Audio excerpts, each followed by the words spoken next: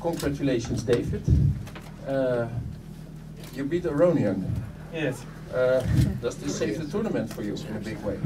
Yes, I'm very happy that I managed to win at last, because till now I was never better at any game, or almost never, and I was always fighting for a draw, or even when I was playing for the win, my position was not better, and okay. Had you expected to be able to beat Aronian this morning?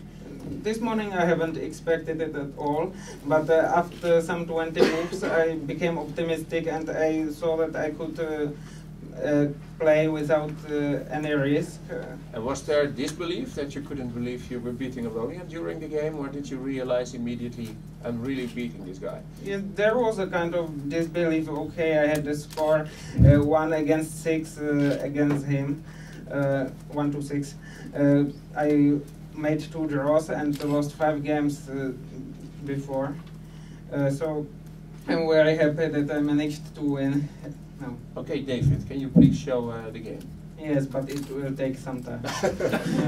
Okay, so 11 played knight f3, knight f6, c4, g6, knight c3, d5. This is about the right pace. Yes, this is one of the lines we have prepared for together with Master Jansa, and well, I knew the idea because it was played in the match, not in the match, in the Spanish league, in the game Illescas Cordoba Neche, and I saw the game. I was playing at the same match, and this game was the decisive one, so I analyzed it, of course. So here I castled, bishop e2. The idea of bishop b5 check was to deprive black's knight of the square c6, because if black plays bishop c8 here without the inserted move, then after h4 he can play knight c6. But with the move c6 already on, he has to take on d4, and white has a strong attack connected with the play on the h file. It looked too risky to me, so I decided to take on e2. Knight takes e2. Sorry, this is not here yet. Knight takes e2. And okay, there is something wrong with the position. And knight a6. This is a useful developing move. I keep this square for my queen, because if white plays queen h3 now, I can play h6, knight f3, queen d7, queen h4, and now h5 is relatively safe. But black can also play g5, but it's very, very risky, because white has some attacking ideas connected with the transfer of the rook along the third rank, and it's very dangerous for black. I wanted to play it with white myself 1.5 years ago, but I was not so lucky because my opponent deviated from this line much earlier. So I played knight a6, bishop e3. Now I could not remember my preparation, but I hope that I was playing along the preparation queen d6. My original intention was to play something like c5, but okay, then I realized that if white takes on c5 and plays some neutral move like queen a3, it might be quite difficult to recapture the pawn on c5 and not to lose the piece coordination, because white can castle and put the rooks on the free lines here. So on the open lines, I mean. And if black plays e5, he might fall for a trap here, because white has such a beautiful strike here. So queen d6 was correct. Yes, now I was told that white could have tried something like h4 at some moment, but I don't know. I haven't considered it during the game. Okay, queen b4, Well, I believe I prepared for something like this. I'm not sure, of course, but it seems to me that this was my preparation and the position is equal. Yes, so white played queen takes b4, knight takes b4, rook fc1. I believe that if white wanted to exchange the queens, he should have kept his queen on b3, because now black has a very comfortable game after e5. I also could have inserted knight d3, rook c2 at some moment, but I found it more useful to play normally without it and to postpone it to some better moment. Here I thought for quite a while because I wanted to get some slight advantage and I saw no way how to achieve this, but okay, my continuation is fine because this might look like loss of tempo, but if white takes on g7, I activate my king a bit. And if white plays something else, I can sometimes take on d4 and attack the knight with tempo. I don't know if exactly now I can also insert knight d3 at some moment. White took here, and I forgot to mention that if I had exchanged here earlier, white could have played f3 and maybe he could have transferred the knight on c5 sometimes, or even if not, he would have improved his pawn structure. So it's advantageous for me to exchange the bishops here. And now I expected knight c3, and I believe the position is more or less equal. Okay, I like black's position, but there is nothing concrete, and maybe white can even neutralize the pressure here somehow. So after knight g3, my first intention was to transfer the knight to f4, but then I realized that there was no hurry for this, and I played the normal move rook d8. And now Levon played a move rook knight e1, connected with a draw offer. And well, I was satisfied with my position at the moment because it was one of the best positions I have achieved there during the whole course of the tournament. So, okay. Apart from this, I believe that knight e1 is not a successful move, but okay. Now, after some hesitation, I played rook d2 and rejected the draw offer. a3.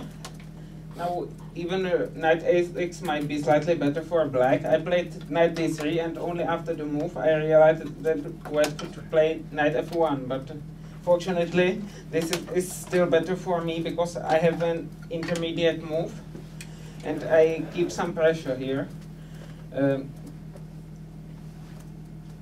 Because I saved the knight and put it somewhere here, and I have the queenside majority, which should become irrelevant. But okay, I believe white should be able to save such a position, so maybe it was better than what happened in the game. And okay, the knight was here, and white took on d3. And okay, now he played rook b1, I think. I don't know what was the best move here.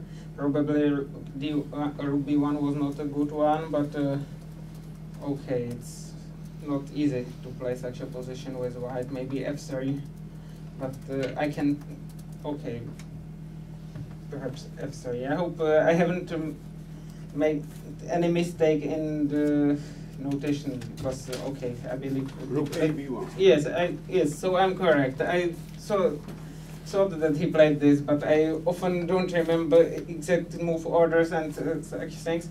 And now I played rook e5, which I believe was a very good move, because if I play some move like rook b3, he can play knight f1 followed by knight e2. So this was correct. And now white has big problems, because I intend to win a pawn, and this threat is very dangerous, and I did not see how could white parry it. And I don't see it now as well.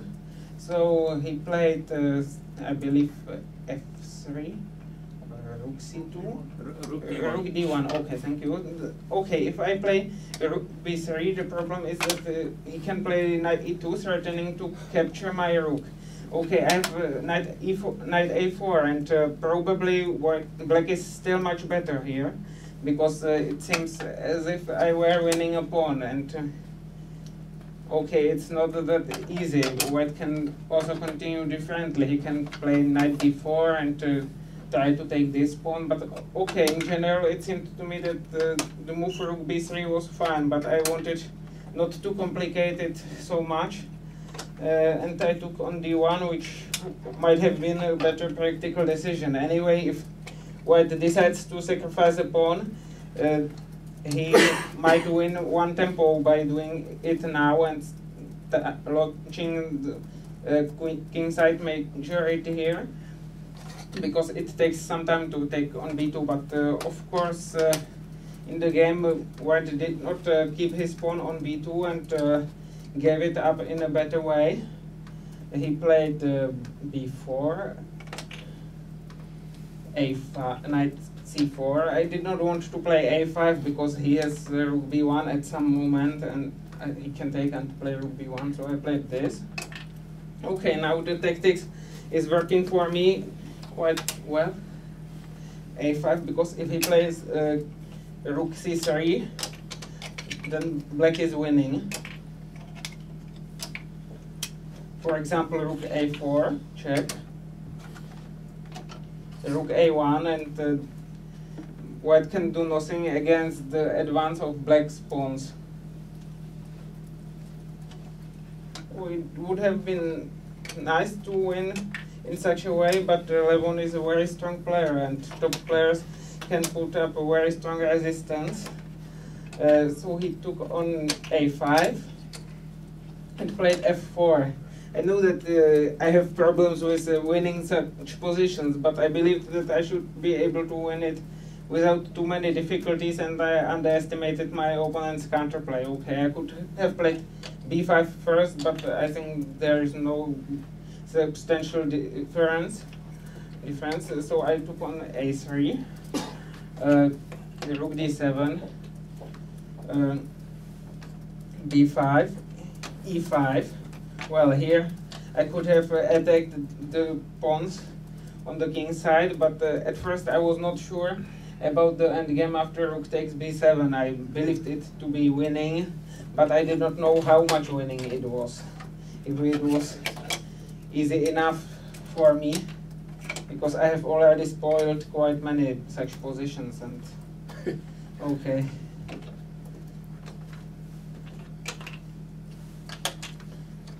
So this was one of the options, and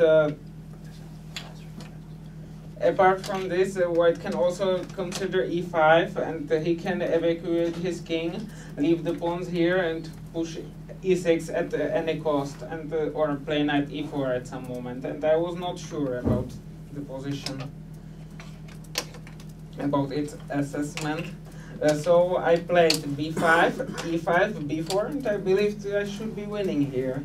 But okay, then when I started calculating, I realized how many lines did I miss, had I missed before, and surprisingly Levon played something else than what I expected. I expected him to play e7, and some of my calculations, I even considered this to be fine for black, which is completely wrong, because some time ago I believed I had queen b6 and my rook was still here, but this is nonsense, because then White is close to winning. So I can play queen f5, but he has rook d8, and I don't know who is winning, but it's certainly not black. Maybe it's not, I don't know, but certainly not me.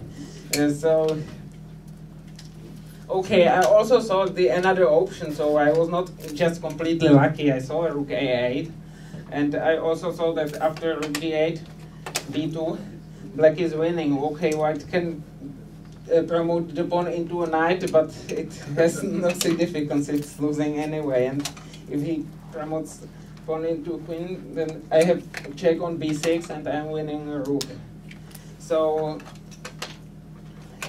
basically this was losing, but then I noticed that white can play knight e2 here, and the position should be losing, but I still had to play accurately because well, there are still some tricks, and okay, maybe this is one of the positions to be avoided. But okay, the position is probably winning in some way, but I had no reason to calculate it any further because my opponent had played something else. Okay, and so, well, now I would like to know where the knight was. So it was not f1, and it could go to g5 in 2 moves, so it was here. Okay, the rook also. Sorry? Yes. So white took the pawn with check. Now I cannot play king g8 because of knight e4. So I played king h6, and now no, I considered the position easily winning. Then I noticed that he can play e7, but fortunately this is still winning. Okay, there was some kind of trap, but okay, I can play this, I believe. Or maybe even knight d6. Okay, this is still easily, no, now he has knight e2. So I would have preferred knight d6 instead. Now I threaten to promote the pawn, and if he gives me check, I take it.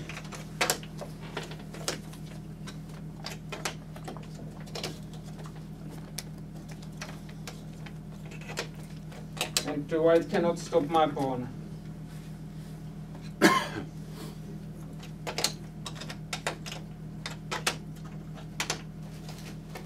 So I was very satisfied with my position, and it was not a pleasant surprise that Levon found the best defense. Well, d6.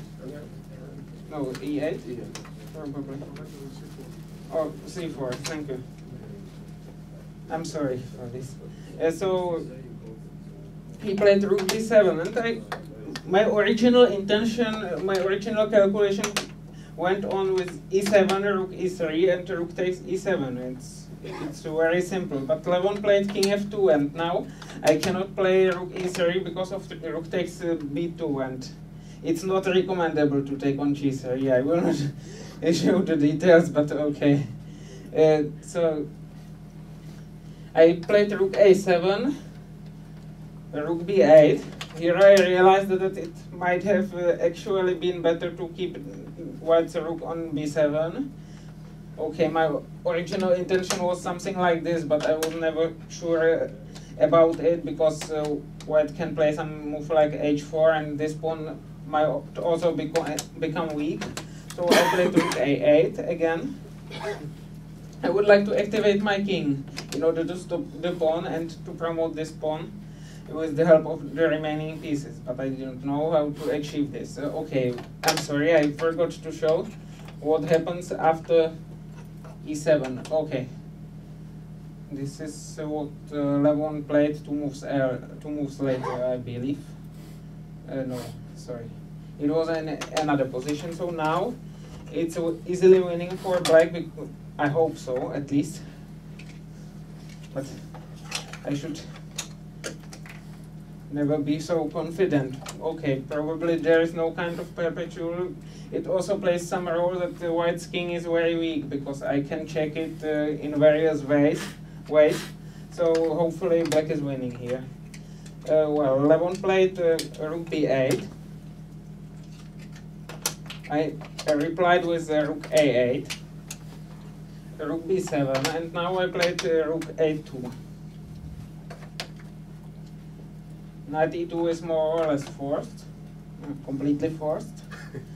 And knight d6, this was my idea. Okay, there was also such an option, but I was afraid of losing the pawn while trying to win this one. Or maybe this is not the right move because black can play king g7, but I was afraid of some sort of counterplay against the b2 pawn after, say, rook b8, rook e7, knight c3. I saw some lines, but they did not convince me. So I played knight d6, and okay, if white plays rook b3, then he can do nothing but resign, because if he plays king f3, I have such a move, and it's all over. So I believe that white was forced to play rook b8, and now it is relatively simple again. I can play king f6 or maybe king f7 as well, and now I am able to save the b2 pawn, for example knight c3, and now I have such a move. Okay, he can still stop my pawn, but he will lose the piece later on anyway, and maybe not just the piece. Okay, I have rook a1 or okay.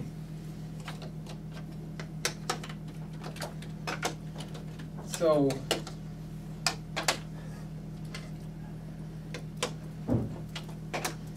okay, white played e7 instead, and I believed I should be winning because I took here and I promoted the pawn into queen, check. Of course, I had seen this before, but one important detail somehow escaped my attention, and the detail was that if I give a check and white's king steps away, I cannot give check on a3. Of course, it is a very important problem, and I was very disappointed about it, because it meant that I had to sacrifice the exchange here in order to save my king from perpetual, because moves like a6 might even be enough for losing the game. Maybe not immediately, perhaps I still can give check here, but I calculated some lines which lead to mate here. So, okay, I gave a check in order to improve the location of my queen, the position of my queen, and another check, and now I took here. The point was that if white takes with a king, I can play h6. Okay, I would have liked to give some useful check, but the problem is that if I give check on c3, he avoids this check by playing king e2. And if I give check on d3, he just goes here. And okay. White goes on f3, and it's probably a draw, because okay, he cannot play this because of this check, but I cannot force this him to play this. I'm sorry.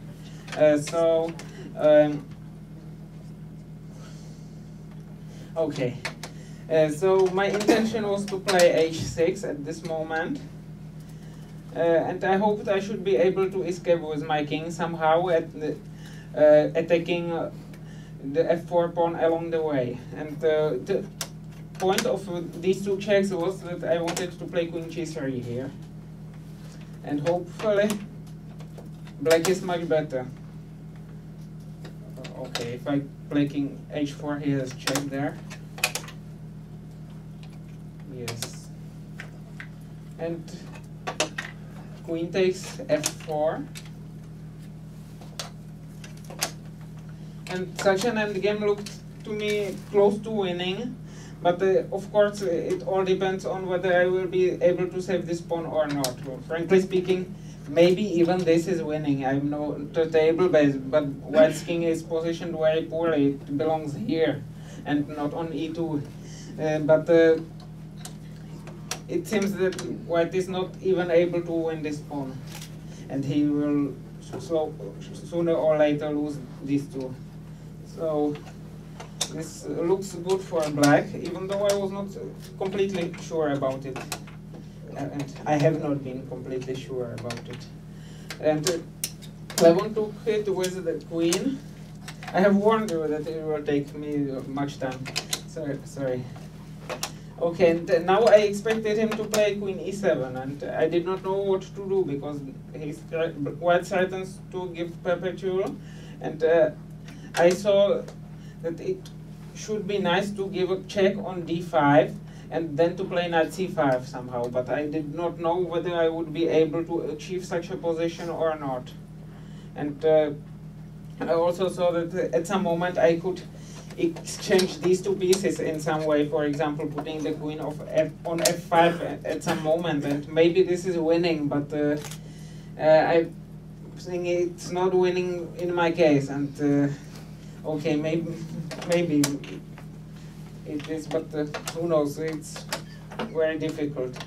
So I was pleasantly surprised when Levon played g4, but soon I realized that that the move was not so bad. Okay, it was not a good choice, but if I play some move like queen f7, he can give a check.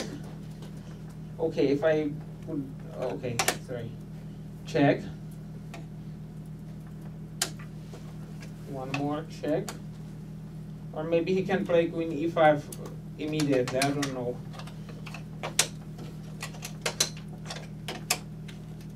I calculated some crazy lines like this, and it appears to me that it would not be simple, because white has some sort of check on h3, and it might well end in perpetual here. Queen h5, queen e3. So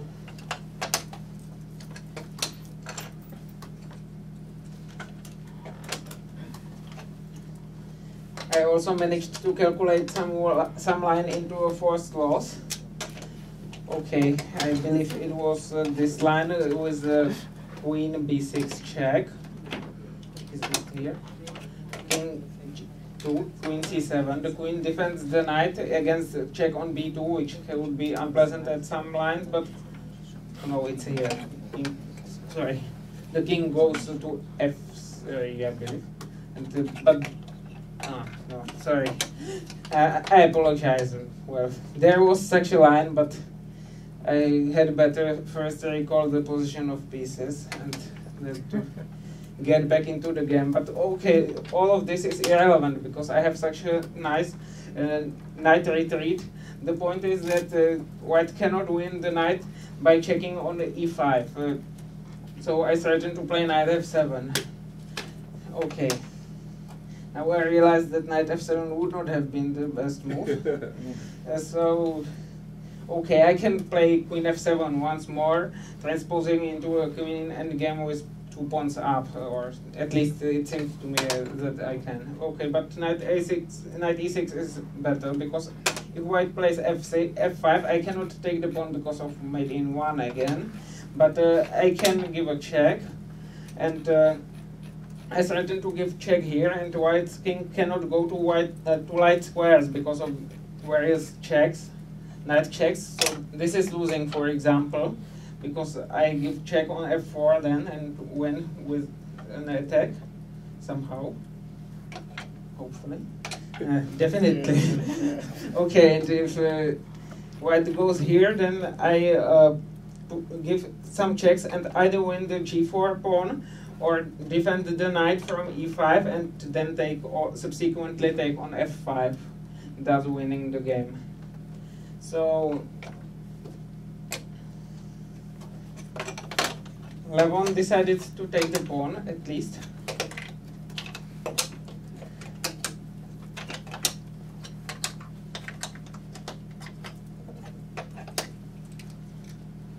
The king is here. Here black can play queen h3, but my king would again appear on h6, and I was afraid it could finish in a draw, and I believe it might be a draw, but it's completely unnecessary because I have a normal move. There is no reason to hurry. Queen h3 is probably quite wrong, but now white has to bring his queen into defense, and I can slowly but surely improve my position, which I did for some time. I centralized my queen and prevented my opponents from checks. Knight c5, and now I thought for quite some time, because I wanted to win it directly. The position should be winning, but okay, if I play queen d8, I would like to put my knight on f5 somehow, but I was afraid that my king would not be so safe, because okay, it must be winning. I play queen c7, knight e6, and so on. I'm winning on the spot here. the end game is lost for white, and if he goes here, I have queen e7 and knight e4. So I believe it's winning immediately.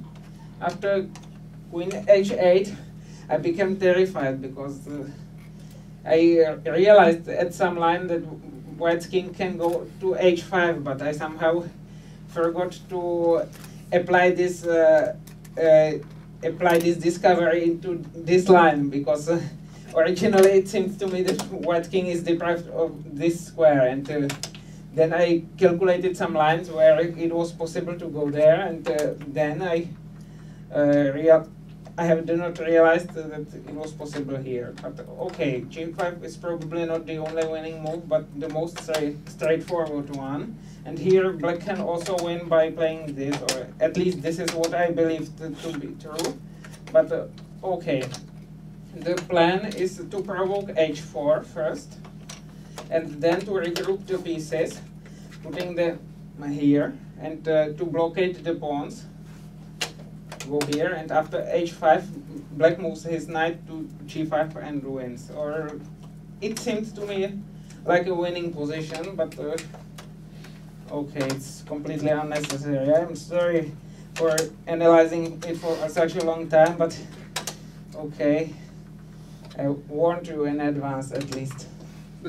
Okay, so king h5, because otherwise I would have given check on e4. And now, sorry, it's here. If black plays knight e6, it should also be winning, but I was afraid of some complications. So I calculated a fourth line, queen e4, and Levon resigned around here. I don't know where exactly, maybe before king takes g5, because if he plays some move like king h5, I can give a check. Well, and now it is the last moment where it's possible to spoil everything with knight f5, but instead of this, I can win in several other ways like this. So it's everything, and I thank you for your patience.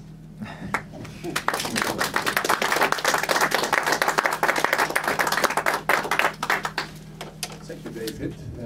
Any questions for David? Or Dave? Are you at the moment a full-time professional, or are you still involved in some studies? Yes, I have been a full-time professional since July 2010, so more than 1.5 years. And okay, I achieved a master degree in logic, but I was never good enough to work in this field, and logic did not interest me so much. So I am a chess professional. Maybe if I were talented in more ways, so I could work at some other field. But my talent for chess, my talent in chess, is much bigger than my another of my talents. So I just play chess, and. But do you feel you could be enjoying life more in another field, or are you just enjoying chess as well? I'm afraid I'm not enjoying the life at any field. So, okay, I like to play chess very much, but I like chess very much, but at some moments I am reluctant to play, which is a bit unpleasant for a professional chess player. Thank you. David, you started with 2.5 out of 10. This must be quite unsuccessful. You start your game in the 11th round. Do you have any confidence before the round starts? Well, I wanted to play normal chess because, okay, I was not very confident because I missed many moves here, and my calculation is rather poor now. But okay, I was not overly pessimistic because I'm not the kind of player who gets depressed by the previous rounds, by the previous poor results so much. But the problem is that when I'm in poor form one day, it's likely that I will be in a poor form the next day as well. So you know, it's rather this problem. But basically, I would be satisfied with a draw, of course, but at the time when Levon offered it, my position was already more comfortable and I had no reason to accept it. Okay, I had a reason because Levon had an overwhelming score against me and he had been playing so much better here than me. He had 3 times more points, but okay, from chess point of view, I had a risk-free position and continue playing. Okay, David, thank you very much and good luck in You are the welcome. remaining 2 rounds of the tournament. Goodbye.